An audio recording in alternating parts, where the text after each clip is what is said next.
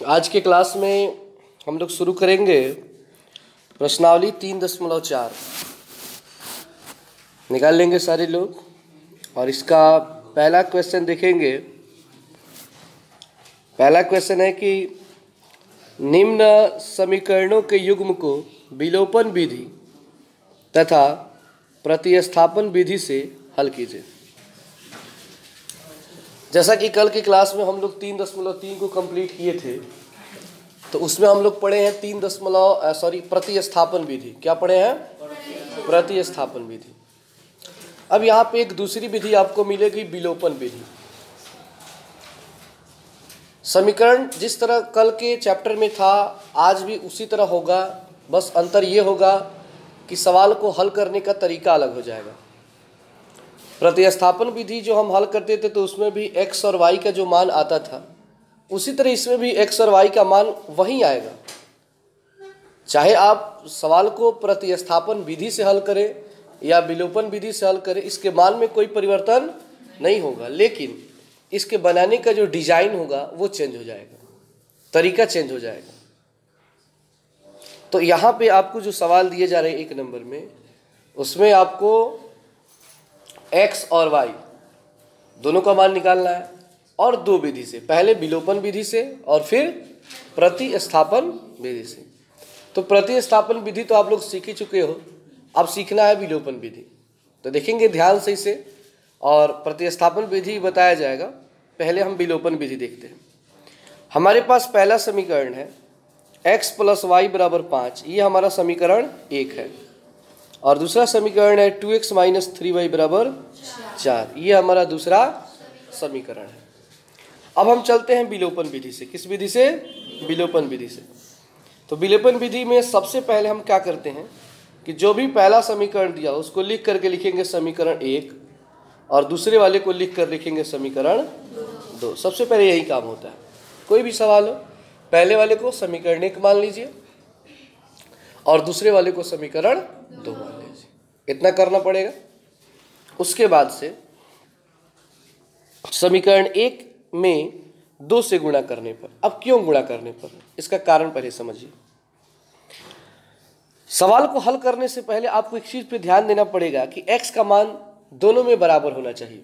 विलोपन विधि का सबसे मेन रूल यही होता है कि x का जो मान है वो दोनों समीकरण में बराबर होना चाहिए। अगर यहाँ पर एक x है तो यहाँ पर भी एक x होना चाहिए। देखिए, आप देख सकते हो कि समीकरण 1 में अगर एक x है, समीकरण 2 में 2x है, जो बराबर नहीं है, बराबर नहीं है। तो उसके बाद आपको कुछ भी करके दोनों समीकरण के x के मान को बराबर करना पड़ेगा। चाहे y का मान कुछ भी आए, उससे कोई अंतर नहीं पड़ता है, लेकिन x का मान क्या आना चाहिए? बराबर आना चाहिए। तो यहाँ पे आप देखोगे, यहाँ पे 1x है, यहाँ पे 2x है। अगर x को बराबर करना है 2x की, तो किस चीज़ की कमी हो रही है?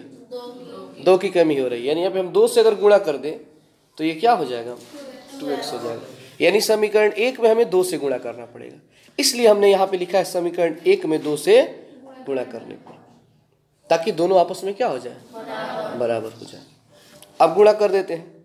1 में x से गुणा करेंगे तो 2 में x से गुणा करेंगे तो 2x, 2 में y से गुणा करेंगे तो 2y, 2 × 5 = 10। ठीक है, इसमें कुछ भी चेंजिंग नहीं करना है, उसको उसी तरह उतार देना है। उसके बाद हमारा काम होगा कि आप यहाँ पे देखेंगे कि प्लस है कि माइनस, तो यहाँ पे क्या है? प्लस है। अगर कोई भी चिन्ह नहीं लगा हो तो इसका अर्थ है कि यहाँ पर क्या है? प्लस है। तो ठीक प्लस के नीचे हम उसका उल्टा कर देंगे। प्लस के नीचे हम क्या लिखेंगे? माइनस। अगर माइनस होता तो क्या लिखते? प्लस लिखते। तो यहाँ पे हम प्लस के चलते यहाँ पे माइनस लिखेंगे, इस माइनस के चलते नीचे प्लस लिखेंगे, और फिर इस प्लस के चलते नीचे माइनस, मतलब उल्टा करके लिखना है। ठीक है। उसके बाद ये लाइन खींचेंगे और पहले वाले को कटा देंगे, एक समान करके उसको क्या करेंगे? कटा देंगे। उसके बाद यहाँ पे जो आप माइनस देख रहे हो, अब भूल जाओ कि यहाँ पे माइनस है। अब सोचो यहाँ पे केवल क्या है? प्लस है। नीचे वाला साइन काम करेगा, ऊपर वाला काम नहीं करेगा। तो यहाँ पे +3y और +2y, यानी 2y में 3y को हम जोड़ेंगे तो कितना आएगा? उस 5y को यहाँ पे हम लिख देंगे। समझ रहे हैं बात को? 3y और 2y कितना होता है? 5y। और यहाँ पे अब मत सोचिए कि प्लस है, अब यहाँ पे सोचिए क्या है, यानी 10 में से 4 आपको घटाना है, तो 10 में से 4 घटाएंगे तो 6, यानी 5y बराबर क्या आ गया? 6। 5y बराबर 6 का अर्थ हुआ कि 5 में y से गुणा है, तो 5 कहाँ जाएगा? तो y का मान कितना आ गया? 6/5। ये y का मान है। प्रतिस्थापन विधि से ये छोटा बनता है, लेकिन इतना दिमाग लगाना पड़ता है। अगर इतना निकाल लेते हो तो इसके बाद प्रतिस्थापन विधि की तरह ही बनता है। जिस तरह उसमें हम लोग y का मान निकाल लेते हैं तो लिखते हैं y के मान को समीकरण 1 में रखने पर, या समीकरण 2 में भी रख सकते हैं। आप किसी भी समीकरण में रखें, सवाल गलत नहीं होता है, आंसर एक ही आएगा।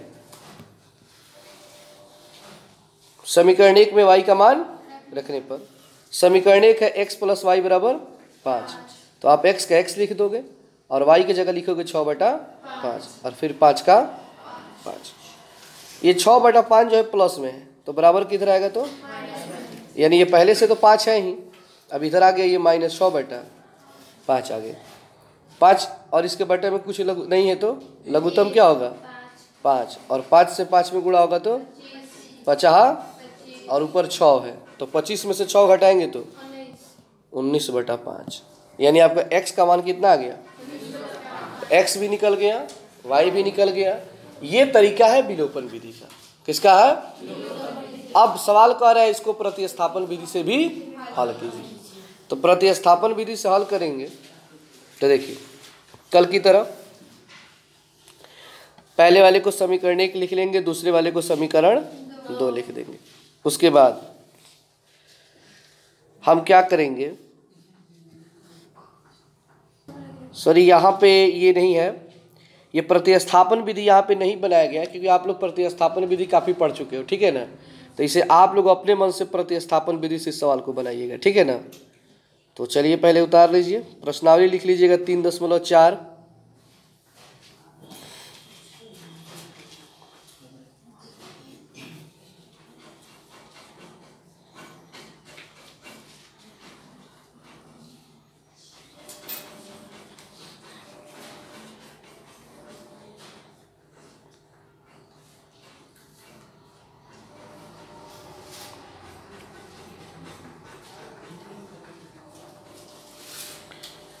अब आइए इसी तरह क्वेश्चन नंबर 2 समझते हैं इसका।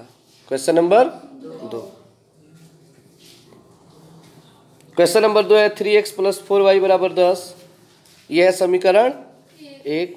2x - 2y = 2, यह है समीकरण 2। आपको बताया कि x के मान को क्या करना पड़ता है? बराबर करना पड़ता है। तो पहले वाले में x जो है वो 3x है और दूसरे वाले में x कितना है? तो कैसे बराबर होगा? तो हमें दोनों में गुणा करना पड़ेगा और एक दूसरे के अंक से। जैसे ऊपर वाला 3x है, नीचे वाला 2x है, तो नीचे वाले के 2 से ऊपर गुणा करना पड़ेगा और ऊपर वाले के 3 से नीचे वाले में गुणा करना पड़ेगा। यानी कि समीकरण 1 में 2 से गुणा करेंगे, समीकरण 1 में, ताकि 3 दूना कितना हो जाएगा, और समीकरण 2 में 3 से गुणा करेंगे ताकि 3 दूना 6 हो जाएगा। तो वहीं लिखे हैं समीकरण 1 में 2 से तथा समीकरण 2 में 3 से गुणा करने पर। चलिए गुणा करते हैं। 3 दूना 4 दूना 8y, 10 दूना 20। अब इससे 3 से 3 दूना 6y या 3 दूना 6। बताए नहीं कि यहाँ पे प्लस है तो नीचे क्या लगाएंगे? माइनस है तो प्लस है तो अब ये क्या होगा? अब यहाँ पे प्लस काम करेगा ना, तो 6 गो y 8 गो y 14y, और 20 में से 6 घटाएंगे तो जब कोई अंक गुणा में है तो कहाँ जाता है? तो 14 गुणा में है तो बटा में 14 एकम, यानी y का मान 1 हो गया। तो y के मान को समीकरण 1 में, ये समीकरण 1 है, 3x का 3x, 4 का 4, y का मान 1, 10 का 10, 4 एकम 4, प्लस में 4 है, बराबर किधर आएगा? तो 10 में से 4 घटाएंगे तो 6। अब ये 3x = 6 आ गया, तो 3 गुणा में है तो कहाँ जाएगा? 3 दूना, तो x का मान कितना आ गया? 2 आ गया। इसी तरह आप इसको किस विधि से हल करेंगे? प्रतिस्थापन। फिर ये 3 नंबर सवाल, ठीक है। तो इस तरह आपको इसका 3 नंबर 4 नंबर बना सकते हो। सेम प्रोसेस यही होगा, आसानी से वैसे हमने हल कर दिया है, लेकिन आप लोग अपने से बनाओगे तो और बेटर रहेगा, ठीक है ना। तो चलिए इसको उतार लीजिए।